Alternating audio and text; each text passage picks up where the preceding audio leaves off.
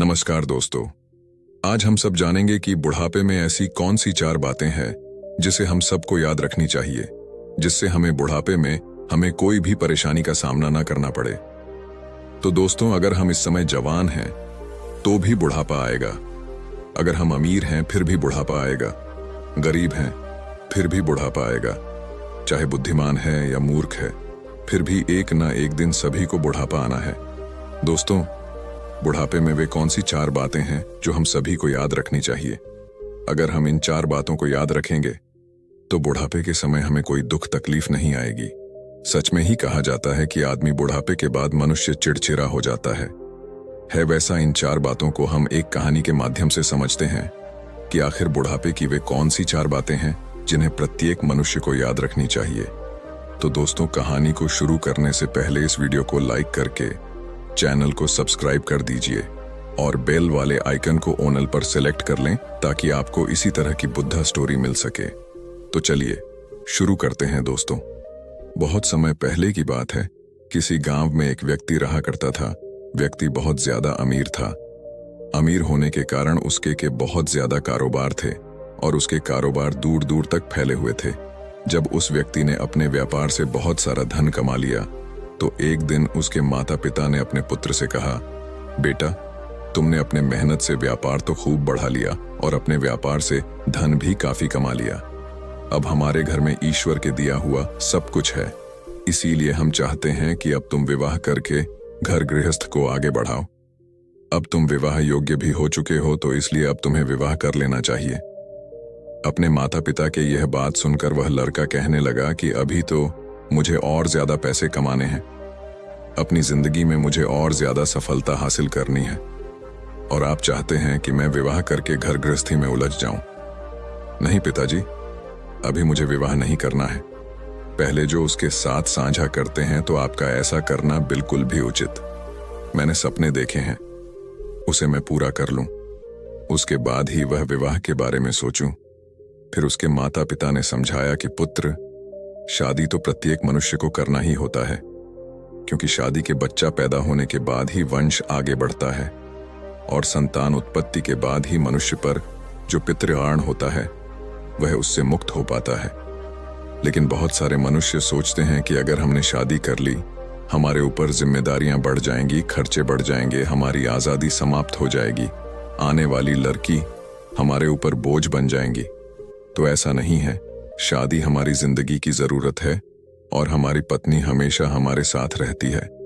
जैसे शरीर को चलाने के लिए भोजन की आवश्यकता पड़ती है, जैसे भोजन करना हमारे जिंदगी के लिए आवश्यक है, उसी प्रकार शादी करना भी हमारे लिए बहुत जरूरी है, क्योंकि एक पत्नी ही होती है जो हमारे सुख दुख में, हर विपत्ति के समय में हमारे साथ खड़ी रहती है।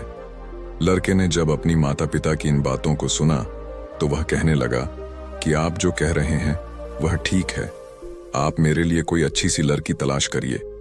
जब तुम्हें कोई संस्कारी लड़की मिल जाए तो मुझे बता देना, मैं तुम्हारी पसंद की लड़की के साथ ही विवाह कर लूंगा।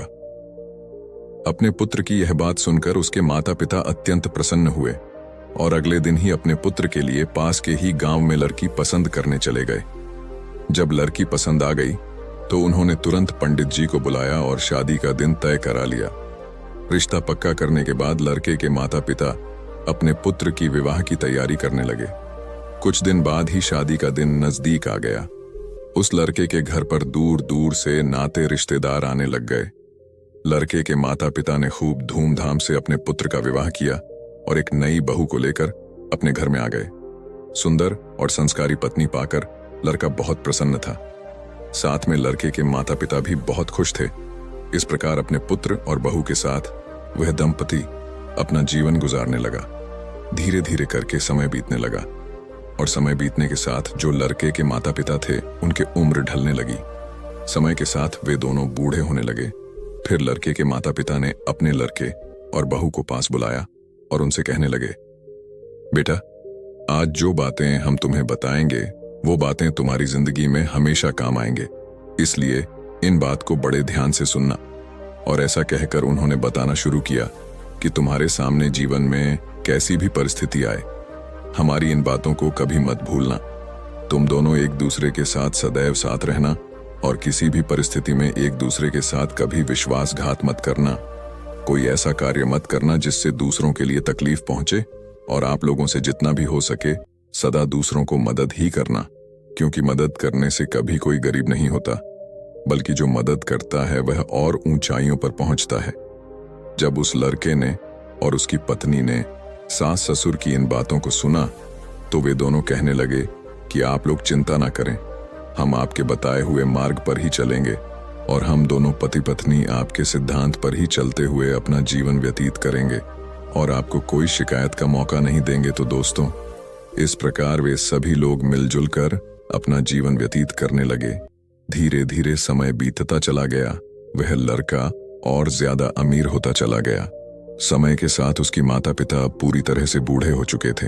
बाल सफेद हो गए थे, शरीर दुबला पतला हो गया था और जैसा अक्सर देखा ही उनका स्वभाव हो गया था। लड़के के माता पिता भी बूढ़े होने के कारण सारा दिन तरह तरह की बातें करते रहते थे। उनका यह व्यवहार लड़के की पत्नी को रास नहीं आता था और वे नाराज हो जाती थीं। उसकी नाराजगी के कारण था कि उसके सास ससुर बार बार किसी न किसी बात को लेकर उसे झगड़ने लग जाते थे। ऐसे में जब उसका पति शाम को घर आता तो वह उसे बताती कि आपके माता पिता रोज किसी न किसी बात को लेकर मुझसे झगड़ा करते हैं। अगर तुम्हारी माता पिता की ऐसे ही हरकत रही तो मैं एक दिन इस घर को छोड़कर, तुम्हें छोड़कर अपने पिता के घर चली जाऊंगी। पत्नी की ऐसी बातें सुनकर लड़का अपने माता पिता को समझाता है कि आप अपने बहू के साथ ऐसा व्यवहार क्यों करते हो। तो वह लड़के से कहते हैं कि झगड़ा हम नहीं बल्कि तुम्हारी पत्नी करती है, वही हमसे लड़ती है। इस तरह दोनों एक दूसरे पर आरोप प्रत्यारोप लगाते हैं। किसी तरह लड़का दोनों को समझाता है, लेकिन माता पिता तो बूढ़े हो चुके थे। कुछ समय तो उन्हें याद रहता, लेकिन दूसरा दिन लगते ही वे अपने पुत्र की बातों को भूल जाते और फिर से वही सब कुछ करने लगते। कुछ दिन जब ऐसा ही चलता रहा तो घर के इन लड़ाई झगड़ों से वह लड़का बहुत ज्यादा परेशान रहने लगा और साथ में उसकी पत्नी भी रोज रोज की लड़ाई झगड़ों से तंग आ चुकी थी। कुछ दिन तो उसने अपनी सास ससुर की इस व्यवहार को बर्दाश्त किया, लेकिन जब उसकी सहन शक्ति जवाब देने लगी तो एक दिन वह लड़की अपने पति और ससुराल को छोड़कर अपने मायके यानी पिता के घर चली आई। जब लड़की के माता पिता ने अपनी पुत्री को अकेला आता हुआ देखा तो लड़की के माता पिता ने पूछा, बेटी क्या बात, तुम अकेले ही कैसे आ गई और तुम्हारे साथ दामाद जी क्यों नहीं आए। तब उस लड़की ने पूरी घटना अपने माता पिता को कह सुनाई। लड़की के मुख से यह बातें सुनकर पिता कहने लगे कि इस बारे में तुम्हें दामाद जी से बात करनी चाहिए थी। अपने पिता की यह बात सुनकर वह लड़की कहने लगी कि मैंने उनसे कहा था, उन्हें भी सारी बातें बताई थीं, उन्होंने भी अपने माता पिता को समझाया था, लेकिन वे किसी की नहीं सुनते। उनके ऊपर किसी के समझाने का कोई फर्क नहीं पड़ता। कुछ समय तक तो वे ठीक रहते हैं, फिर वही लड़ाई झगड़ा। इस रोज रोज की लड़ाई झगड़े से मेरा जीवन नरक हो गया है और दिन प्रतिदिन मेरी जिंदगी खराब होती जा रही है। आज मैं अपनी ससुराल से यह निर्णय करके आई हूँ कि जब तक वे दोनों बूढ़े उस घर में हैं तब तक मैं ससुराल नहीं जाऊंगी और तब तक मैं तुम्हारे पास ही रहूंगी, अपनी पुत्री की। यह वचन सुनकर उस लड़की के माता पिता ने कहा, बेटी किसी भी लड़की का अपने पिता के घर में गुजारा नहीं होता है। जब तक लड़की का विवाह नहीं होता तब तक उसकी माता पिता का घर है, उसका घर होता है, लेकिन जब उसका विवाह हो जाता है तब उसका ससुर ससुराल ही उसका असली घर होता है। इसलिए बेटी जाओ अपने ससुराल में दुख तकलीफ झेलते हुए अपना जीवन यापन करो। मनुष्य की जिंदगी में तो दुख तकलीफें आती रहती हैं, हमें उनसे घबराना नहीं चाहिए और अपने दुख तकलीफों को झेलते हुए हमें अपनी जिंदगी में आगे बढ़ते रहना चाहिए। और तुम अपने सास ससुर को तो जाने ही दो, वे लोग बूढ़े हो चुके हैं और बूढ़े लोग तो कुछ भी कह सकते हैं, उनकी बातों पर तुम्हें ध्यान नहीं देना चाहिए। लड़की भी कहने लगी कि आपकी बातों से तो मैं सहमत हूं, लेकिन कहां तक बर्दाश्त करूं। वे लोग मुझसे समय पर भोजन मांगते हैं, समय पर किसी कार्य को करने को कहते और मैं नहीं करती तो मेरी गलती थी। मैं उनका हर काम समय पर करती हूँ, फिर भी वे लोग मुझे भला बुरा कहते हैं और मुझे तरह तरह के ताने देकर प्रताड़ित करते हैं। यही नहीं, मेरे बारे में लोगों से तरह तरह की बातें करते हैं। वे लोगों से कहते हैं, हमारे घर में जो बहू आई है उसका चाल चलना ठीक नहीं है, हमारा लड़का इतना कमाता है फिर भी हमारी बहू हमें कुछ खाने को नहीं देती। इस तरह की बातें वे गांव वालों से करते हैं और हमेशा ही मेरे पकाए हुए खाने में कमी निकालते रहते हैं। लोगों से कहते हैं कि हमारी बहू को तो खाना भी बनाना नहीं आता और हम लोगों को समय पर भोजन भी नहीं देती हैं। इस कारण हम दोनों समय से पहले ही बूढ़े हो चुके हैं और उनकी बातों का गांव वाले भी विश्वास कर लेते हैं। ऐसे में आप ही मुझे बताइए कि मैं उन्हें भोजन क्यों नहीं दूंगी? मैं भला उन्हें भूखा क्यों मरूंगी?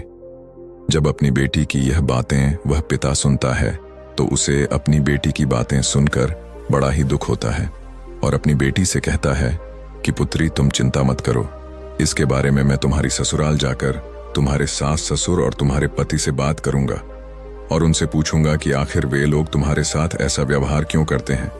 अगले दिन ही लड़की के माता पिता अपनी बेटी को लेकर उनके ससुराल पहुंचते हैं। ससुराल में उन्हें दामाद तो नहीं मिलते। फिर लड़की के माता पिता इस बात को दोनों के सामने रखते हैं, लेकिन वे लोग तो बूढ़े हो चुके थे। उनके अंदर समझदारी नाम की कोई चीज नहीं बची थी। उल्टा वे दोनों लड़की के माता पिता को ही भला बुरा कहते हैं। लड़की के माता पिता ने काफी समझाया, लेकिन कोई हल नहीं निकला। जब बातचीत से कोई हल नहीं निकला तो लड़की के माता पिता अपनी बेटी को लेकर उदास मन से अपने घर के लिए वापस लौटने लगते हैं। जब वे वापस लौट रहे थे तो उन्हें रास्ते में एक व्यक्ति दिखाई देता है, जिनके एक हाथ में कमंडल था और उनके बड़े बाल बिल्कुल सफेद और लंबीदार रही थी और मुख पर एक अलग ही तेज थी। जब लड़की के माता पिता उस व्यक्ति के पास पहुंचते हैं तो उन्हें मालूम पड़ता है कि वह एक सिद्ध सन्यासी हैं। उनके चेहरे पर एक अलग ही तेज धार थी। उनके तेज धार को देखकर लड़की के माता पिता उन्हें प्रणाम करते हैं और उनके चरणों के पास जाकर बैठ गए। जब साधु महाराज ने पूछा, पुत्र, कोई परेशानी है क्या?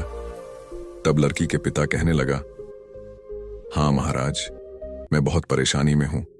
मुझे कुछ समझ नहीं आ रहा कि क्या करना चाहिए। फिर साधु महाराज कहने लगे, बच्चा, तुम्हें जो भी परेशानी है मुझे साफ साफ बताओ, मैं तुम्हारी परेशानी का कोई ना कोई जरूर समाधान कर दूंगा। वह लड़की के पिता कहने लगा, गुरुदेव, कुछ साल पहले मैं अपनी बेटी की शादी बगल के गांव में करी थी, जिसे घर में मैंने अपनी बेटी के रिश्ता किया था। वे लोग बहुत ही अमीर हैं। जिस लड़के से मैंने अपनी पुत्री का विवाह किया था वह तो ठीक है, लेकिन उसके माता पिता कुछ ठीक नहीं है। वे बूढ़े हो चुके हैं और बूढ़े होने के कारण मेरी बेटी को तंग करते हैं, परेशान करते हैं और मेरी बेटी की गांव वालों के सामने उल्टी सीधी बातें करते हैं, जिसके कारण मेरी बेटी ससुराल छोड़कर मेरे पास लौट आई है और मेरे पास रहने की जिद पर अड़ी हुई है। अब ऐसे में आप ही बताइए कि कोई भी पिता अपनी शादीशुदा बेटी का जीवन भला कैसे कटा सकता है। लड़की के पिता की ऐसी बातों को सुनकर वह सिद्ध सन्यासी कहने लगे कि यदि ऐसी बात है तो तू मुझे उन लोगों के पास ले चलो। मैं उन्हें कुछ शिक्षा दूंगा, मैं उन्हें कुछ बातें बताऊंगा। यदि मैंने बताई बातें उनकी समझ में आ गई और उन्होंने अपने जीवन में उतार दिया तो उन बातों से आपकी बेटी भी हमेशा खुश रहेंगी और वे लोग भी सदैव प्रसन्न रहेंगे, क्योंकि उन्हें कभी किसी ने नहीं बताया कि बुढ़ापे में यह 4 बातें सदैव याद रखनी चाहिए। इसी कारण से उनकी यह दुर्दशा हो रही है और उसके साथ ही तुम्हारी बेटी और दामाद को भी मुसीबतों का सामना करना पड़ रहा है।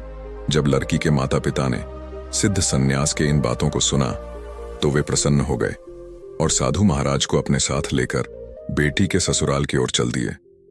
जब समधी के घर पहुंचे तो साधु महाराज ने लड़की के माता पिता और उस लड़की को घर के दरवाजे पर रुकने का इशारा किया और स्वयं घर के अंदर प्रवेश कर गए। घर के अंदर दोनों बूढ़े बैठे हुए थे। जब लड़की के माता पिता ने साधु महाराज को देखा तो दोनों खड़े हो गए और साधु महाराज को बैठने के लिए आसन दिया। फिर उस लड़के के माता पिता ने सिद्ध सन्यासी से खाने पीने के बारे में पूछा। उस साधु महाराज ने कहा कि मैं आप लोगों के घर पर जी भर के खाऊंगा, लेकिन उससे पहले तुम्हें मेरा एक काम करना पड़ेगा। सन्यासी की बात सुनकर वे दोनों बुजुर्ग व्यक्ति कहने लगे कि आपके हम सभी बात मानने के लिए तैयार है, लेकिन पहले आप भोजन कर लीजिए। सिद्ध सन्यासी ने कहा, नहीं, पहले तुम मेरी बात को सुनो, उसके बाद ही आप अपने घर का भोजन मुझे करवाना। उसके बाद साधु महाराज कहने लगे कि मैंने सुना है कि आप लोग बूढ़े हो चुके हो और बूढ़े होने के कारण आप अपनी बहू को परेशान करते हो, साथ में आपकी बहू भी तुम्हें परेशान करती है। साधु महाराज की यह बात सुनकर दोनों पति पत्नी कहने लगे कि गुरुदेव, आपने ठीक सुना है, हम दोनों तो बूढ़े हो चुके हैं और हमारी बहू हमारी कद्र नहीं करती है। और हमेशा हम लोगों को परेशान करती रहती है। उसे पता नहीं है कि जैसे आज हम बूढ़े हैं वैसे ही कुछ समय बाद उस पर भी बुढ़ापा आएगा, और यह सब जानते भी वे हम दोनों को बहुत ज्यादा परेशान करती हैं। तभी साधु महाराज कहते हैं कि तुम चिंता मत करो, मैं तुम्हारी सभी परेशानियों को समाप्त कर दूंगा, लेकिन उसके लिए तुम्हें मेरी 4 बातें माननी होगी। यदि तुमने यह 4 बातें मेरी मान ली, तुमने अपने जीवन में उतार लिया, फिर देखना आपका बुढ़ापा कितने सुख से कटता है। मैं आपको आपके सुखी जीवन के लिए 4 बातें बता रहा हूं, जिससे आप अपने जीवन में अपनाकर हमेशा खुश रहेंगे और कभी भी आपकी बहू या बेटा आपको परेशान नहीं करेंगे। इतना कहने के बाद उन्होंने बताना शुरू कर दिया कि सबसे पहली बात है कि आप बोलते समय अपनी बातों पर ध्यान दें, अपनी वाणी पर ध्यान दें, क्योंकि आपकी वाणी में इतनी शक्ति है जो कि आप अपनी वाणी से किसी का भी दिल जीत सकते हैं और आप अपने वाणी से किसी को भी चोट पहुंचा सकते हैं। इसीलिए तुम्हें अपनी बातों पर ध्यान देनी चाहिए। मान लो, अगर आप मुझसे बात कर रहे हैं, मुझसे बात करने का तरीका आपका कैसा है? अगर आपका बात करने का तरीका मुझे ठीक लगेगा तो मैं आपसे जुड़ जाऊंगा। यदि आपका बात करने का तरीका मुझे ठीक नहीं लगेगा तो मैं हमेशा के लिए आप लोगों से जुदा हो जाऊंगा। इसीलिए मैं यह बताना चाहता हूं कि आप अपनी बातों पर ध्यान दें, क्योंकि बोलने से पहले 1000 बार सोच लेनी चाहिए कि मैं जो बात बोल रहा हूं उससे अगले व्यक्ति को क्या नुकसान पहुंचने वाला है, या फिर उन बातों से सामने वाले को क्या फायदा होने वाला है। उसी के अनुरूप दूसरों के सामने हमें अपनी बातों को रखना चाहिए। मैं जानता हूं कि मनुष्य जब बूढ़ा हो जाते हैं तो इंसान के शरीर में तरह तरह की बीमारियां होती हैं। वह बोलता तो ठीक है, लेकिन उन्हें पता ही नहीं चलता है कि मैं क्या बोल रहा हूं। लेकिन आप अपनी बातों पर हमेशा ध्यान दें कि हम लोगों से बातें करें। जब दोनों दंपत्ति ने साधु महाराज के इस बातों को सुना तो दोनों कहने लगे, गुरुदेव, ठीक है, आज से हम दोनों पति पत्नी अपनी बातों पर ध्यान देंगे, लेकिन दूसरी कौन सी बातें हैं वह भी हमें बताइए। तब साधु महाराज कहने लगे कि उचित समय पर ही हमें कोई वस्तु को मांगना चाहिए। जैसे अगर आपको भूख लगी है और उस समय आपकी बहू खाना बना रही है, यदि उस समय आपने भोजन मांगा तो वह भोजन कहां से दे पाएगी? उस समय तो भोजन बनाया जा रहा है। मान लो, अगर आपकी बहू किसी समय स्नान कर रही है और उस समय आप किसी वस्तु की मांग कर रहे हैं, किसी सामान को मांग रहे हैं, तो वह उस अवस्था में उस वस्तु को देने के लिए आपके पास तो नहीं आ सकती, और आप उन बातों को लेकर उससे झगड़ने लगे तो आपका ही व्यवहार ठीक नहीं है। आपको यह समझना होगा कि बुढ़ापे में और जवानी में अंतर होता है। जवानी में हम दूसरों के लिए कमाते हैं, इस कारण दूसरों पर हमारा अधिकार होता है। जवानी में हम अपने आप में होते हैं। जवानी में हम जो भी मांगते हैं वही हमें मिलता है, लेकिन बुढ़ापे में हम दूसरों के सहारे हो जाते हैं और दूसरा व्यक्ति पहले अपने काम करेगा और काम समाप्त होने के बाद वह उस वस्तु को हमारे पास लेकर आएगा। इसलिए हमें धैर्य बनाए रखना चाहिए। ऐसा नहीं है कि हमने अपने जबान से किसी बात को निकाला और तत्काल वह हमारे सामने आ जाए, कभी नहीं हो सकता। और यह भी ध्यान रखें कि अगर बहू कहीं पर गई हुई है या किसी काम में व्यस्त है और आप लोगों की आवाज उसके कानों में नहीं पड़ रही है, और ऐसे में आप अपनी बहू से किसी वस्तु की मांग कर रहे हैं, तो समय आपके पास उस वस्तु को कैसे पहुंचाएगी? या उसकी तबीयत खराब है और उसकी तबीयत इतनी ज्यादा खराब है कि वह बिस्तर से भी उठ नहीं सकती, और ऐसे में आप किसी वस्तु को अपनी बहू से मांगते हैं, तो ऐसी स्थिति में वह उस वस्तु को आप लोगों के पास कैसे लेकर आएगी? और आप लोग इन बातों को लेकर अपनी बहू से नाराज हो जाते हो कि आपकी बहू आपकी बातों को सुनते ही नहीं। यह गलत बात है। आप लोगों को देखना चाहिए कि आपकी बहू आपकी आवाजों को सुन भी पा रही है या नहीं, और जिस समय आप किसी वस्तु की मांग कर रहे हैं उस समय आपकी बहू कहां पर है, और जो भी सामग्री आप उससे मांग रहे हो, क्या वह सामग्री आपके घर में उपलब्ध है भी या नहीं है। कि दूसरी बात को सुनकर वे दोनों बुजुर्ग व्यक्ति कहने लगे कि साधु महाराज, हम लोग समझ चुके हैं कि हम लोग कितने गलत थे। तभी वह सन्यासी कहते हैं कि अभी मेरी बात समाप्त नहीं हुई है, अब मेरी तीसरी भी बात सुनो। उन्होंने आगे कहना शुरू किया कि खाना बिगड़ जाने पर चिढ़ना नहीं चाहिए। मान लो आपकी बहू खाना बना रही है और उसका ध्यान कहीं और चला गया, क्योंकि घर की गृहस्थी में बहुत सारे कार्य होते हैं। ऐसे में खाना बनाते समय नमक कम या ज्यादा हो गया मिर्च कम या ज्यादा हो गई या रोटी जल गई, और उसने वह भोजन आपके सामने परोस दिया। आपने जैसे ही उस भोजन को चखा और भोजन चखते ही आप मुंह बनाने लगे और कहने लग गए कि भोजन में तो स्वाद ही नहीं है, और तरह तरह की कमी निकालने लग गए कि भोजन में यह कमी है, वह कमी है, सब्जी ऐसी बनी नहीं है, वैसी नहीं है। आपको ध्यान रखना चाहिए कि आप लोग भी एक दिन नौजवान थे, आप लोगों से भी भोजन बिगड़ जाता था। तो क्या आपके माता पिता भी आपके साथ ऐसा ही व्यवहार करते थे? मान लो अगर करते भी थे तो आपको उस वक्त कैसा लगता था? बुरा लगता था?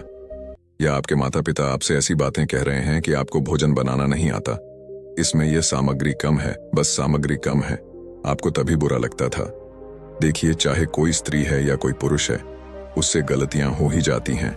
भोजन बनाने में थोड़ी बहुत गलती भी हो जाती है तो हमें उसे सह लेना चाहिए और अपनी बहू को बतानी चाहिए कि बेटी देखो, यह कमी है, आगे से ध्यान रखना। अगली बार इस तरह की गलती को दोबारा मत दोहराना। प्यार से कहिए, ऐसा सुनने में बहुत ही प्रसन्न रहेंगी और कहेगी कि हमारे सास ससुर बहुत अच्छे हैं और हमें समझा रहे हैं, लेकिन आप लोग तो हमेशा उसकी खाने से नई कमियां ढूंढते रहते हो और बताते हो कि इस चीज की कमी है, उस चीज की कमी है, इससे उसे भी तकलीफ होती है और आप लोग भी हमेशा चिढ़ते रहते हो। आपकी ऐसा करने से आपके ही घर में हमेशा क्लेश बनी रहेगी। इसलिए आगे से ध्यान रखना है कि भोजन यदि बिगड़ भी जाए तो आपको सह लेना है और प्यार से उसको बता देना है। ऐसे में बहू भी खुश हो जाएगी। सन्यासी की यह सारी बातें सुनकर वे दोनों पति पत्नी कहते हैं, गुरुदेव, इन तीनों बातों को तो हम अच्छे से समझ गए हैं, लेकिन वह चौथी बात क्या है जिसे आप हमें बताना चाहते थे? कृपया वह चौथी बात भी हमें बताइए। तब साधु महाराज कहते हैं, थोड़ा धीरज रखो, मैं चौथी बात भी बताऊंगा। और फिर उसके बाद वह कहते हैं कि वे चौथी बात है कि अपनी परिवार के हालातों के बारे में कभी दूसरों को नहीं बताना चाहिए। जैसे आपके परिवार में पैसे की कमी है, आपके परिवार में लड़ाई झगड़े होते हैं, या आपकी बहू अच्छी नहीं है, या वह खाना अच्छे से नहीं बनाती है, या वह आपका कहना नहीं मानती, या फिर घर परिवार में किसी भी प्रकार के कोई भी समस्या है और उसे आप दूसरे लोगों नहीं है। क्योंकि बाहर वालों को जब तुम अपने घर की समस्या बताते हो तो उस समय तो वह लोग दिखावे के लिए हमारे साथ हमदर्दी का नाटक करते हैं, लेकिन तुम्हारे जाते ही वे तुम्हारे पीठ पीछे तुम्हारे मजाक उड़ाते हैं और वही लोग एक की चार बातें बनाकर तुम्हारे कही हुई बातों को तुम्हारे बहू या बेटा से कहते हैं। इससे घर में और ज्यादा कलेश बन जाता है, जिसे हम आम भाषा में चुगली कहते हैं। आपने तो सुना ही होगा, इसके घर की बात उसके घर में कहना, इसकी समस्या उससे कहना, बढ़ चढ़ के उस बातों को बोलना। अधिकतर लोग तो आपके सामने आपसे हमदर्दी जताने के बहाना नाटक करेंगे, लेकिन आपके जाते ही आपके पीठ पीछे आपकी बुराई या आपकी चुगली इधर उधर करेंगे। इससे आपके घर में झगड़े सुलझाने की बजाय और भी बढ़ जाते हैं, समस्या और भी बढ़ जाती है। आपकी बेटे आपकी बहू से, बेटे से माँ के बारे में, पत्नी के बारे में, पत्नी से पति और सास के बारे में चुगली करेंगे, भड़का जाएंगे, कहेंगे कि आपकी सास ने यह कहा, कि पति ने यह कहा। इससे घर में और ज्यादा कलह बन जाती है। यदि आप बहू और बेटा के बारे में खराब बात कहेंगे और निरंतर ऐसा करने से आप बेटा बहू की नजरों में गिर जाते हैं। दूसरों को अपनी घर की समस्या बताने से कुछ ठीक तो नहीं होगा, बल्कि आपके परिवार के ऊपर और भी समस्या बढ़ जाएंगे।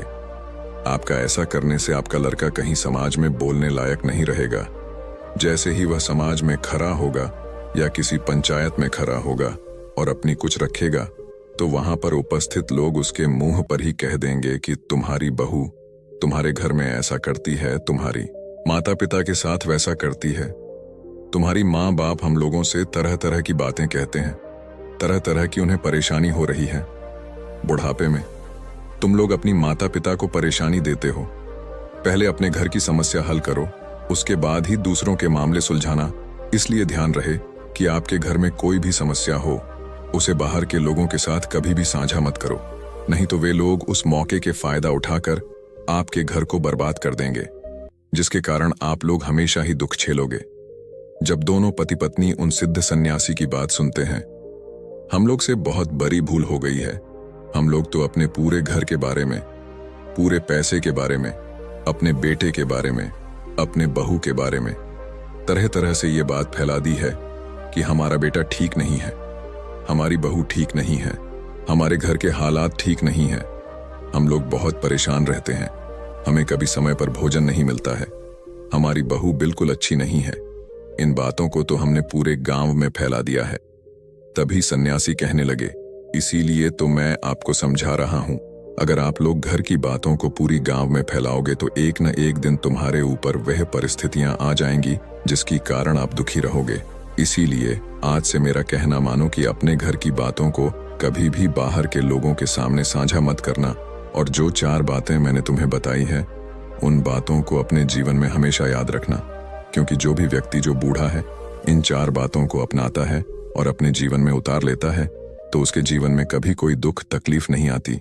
वह हमेशा अपनी जिंदगी में खुश रहता है और उसके घर में सुख शांति बनी रहती है, जिसके कारण उनके परिवार पर कोई विपत्ति नहीं आती। पीछे से 4 बातें उनकी बेटा और बहू सुन रहे होते हैं। यह 4 बातें समाप्त होने के बाद उसका बेटा और बहू सिद्ध सन्यासी के पास आते हैं और उनके चरणों में प्रणाम करते हैं। तभी वह सिद्ध साधु महाराज कहते हैं, आप लोग भी कुछ बातें सुन लो जो आपके जीवन में हमेशा काम आएंगे। इतना कहकर साधु महाराज उन दोनों पति पत्नी को समझाते हुए कहते हैं कि बेटे ध्यान रहे, उसके घर में उसके बुजुर्ग माता पिता हैं और उन्होंने उसे कुछ कह दिया है या उन्होंने ऐसी कुछ बात कह दी है जिसे सुनकर आपको बुरा लगा है, तो जबान बच्चों को यह समझना चाहिए कि अब वे बूढ़े हो चुके हैं। बूढ़े होने के कारण उनकी जुबान फिसल जाती है और जवानी के उपेक्षा में दिमाग तो कम चलता है और उन्हें खुद पता नहीं होता कि वे क्या बोल रहे हैं और क्या नहीं बोल रहे हैं। उनकी इन बातों को लेकर कभी चिंता नहीं करनी चाहिए और ध्यान देनी चाहिए कि यह बूढ़े लोग हैं, ये कुछ भी बोल सकते हैं।